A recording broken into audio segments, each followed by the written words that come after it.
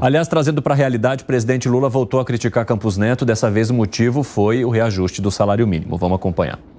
Cidadão jovem, bem-sucedido na vida, diz o seguinte: esse negócio do aumento do salário mínimo e a massa salarial crescendo pode gerar inflação. Ou seja, significa que para não ter inflação é preciso o povo ganhar pouco?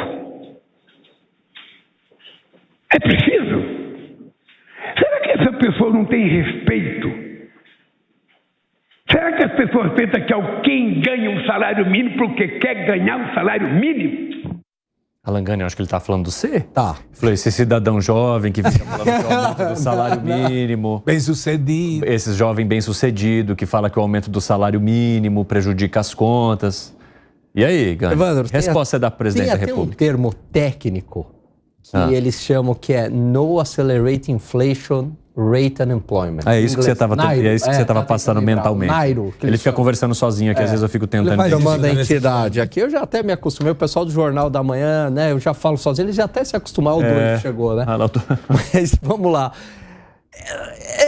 É embasado, em teoria. A gente não sabe qual que aqui no Brasil, qual é a taxa que faz com que estabilizaria tanto o nível de emprego quanto a inflação. Então, o que o Roberto Campos Neto está falando, olha, é bom, de fato, que caia a taxa de desemprego, mas a queda na taxa de desemprego, mais pessoas estão ganhando, aumenta a massa salarial, isso pode gerar um impacto inflacionário. Tem a curva de Phillips que fala isso, né?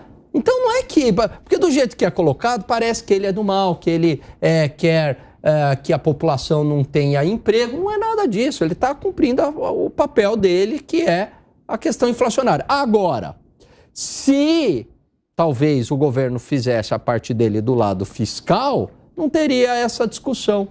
Por quê? Porque poderia cair a taxa de desemprego e não traria tantos impactos inflacionários. Ô Fábio Piperno, você acredita que a crítica do presidente da República seja injusta e que ele está, digamos, sentando em cima do próprio rabo para falar do outro? De uma maneira bem simples, assim, para a nossa audiência entender. Claro que ele fez a crítica de uma forma simplória, mas real. Veja, eu concordo que se, por exemplo, nós temos uma inflação aí estimada em 4% para esse ano. Então, se todo mundo tiver, além desses 4%, um aumento real de mais 5, sei lá, de mais 4, de mais 8, né? É óbvio que o aumento exponencial dessa massa salarial, ela é inflacionária. Acho que quanto a isso, não há nenhuma dúvida. Porém, o presidente está falando especificamente, e essa crítica eu acho que é muito justa, do salário mínimo. Nós temos o menor salário mínimo da América do Sul. Como é que o salário mínimo abaixo de 250 dólares, ele é inflacionário, ele é um combustível inflacionário? Então, veja, repito, se a gente estivesse falando de um país em que o desemprego de fato estivesse muito baixo do nível desse registrado lá nos Estados Unidos, eu concordo com tudo que a teoria econômica diz. Tudo que a teoria econômica preconiza, mas nós estamos com um desemprego de 7%. Não é um nível explosivo tão alto, mas também está muito longe de uma situação de pleno emprego. Isso é óbvio.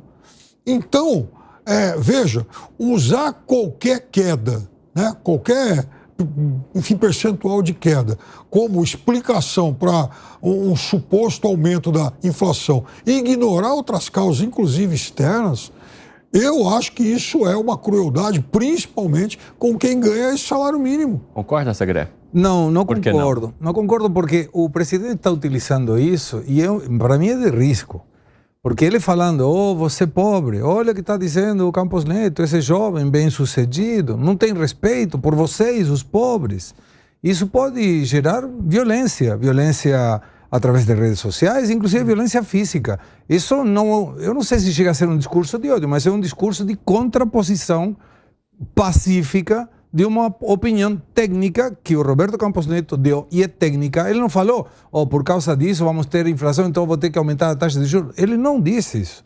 E o presidente, em lugar de dizer, essa é uma apreciação técnica, eu não estou de acordo e por isso tomo a política que eu tomo. Mas ele permanentemente, o presidente, talvez porque não consiga demonstrar por que tem números ruins no déficit fiscal, então ele tem que jogar a culpa em alguém. E essa discordância de vocês são pobres porque tem gente que tem dinheiro, vocês são ignorantes porque tem gente que estudou. Não é assim.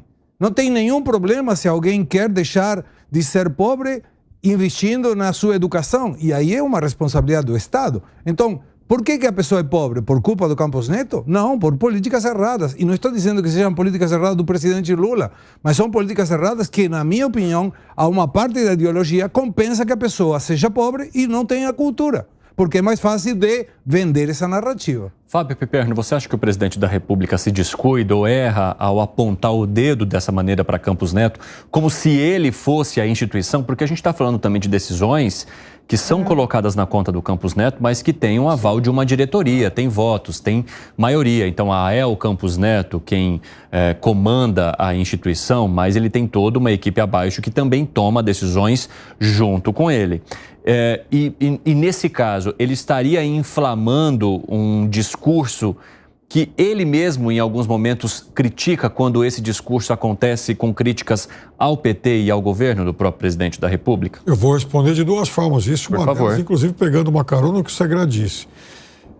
Quem estimula realmente que a população, enfim, ignorância da população, que ela não tem acesso a se informar melhor, está melhor, realmente está errado e tem que ser, exorcizado do poder e do mundo político. Infelizmente, essa é uma conta que esse presidente ele não tem que pagar, porque se é alguém que construiu, enfim, universidades e tal, e criou programas para isso desde o primeiro governo, é esse sujeito. Sobre o Campos Neto, aí eu vou concordar com uma coisa. Debitar tudo na conta dele é uma simplificação, é verdade, é um reducionismo aí sim injusto. Sabe por quê? E eu chamo atenção sempre para isso.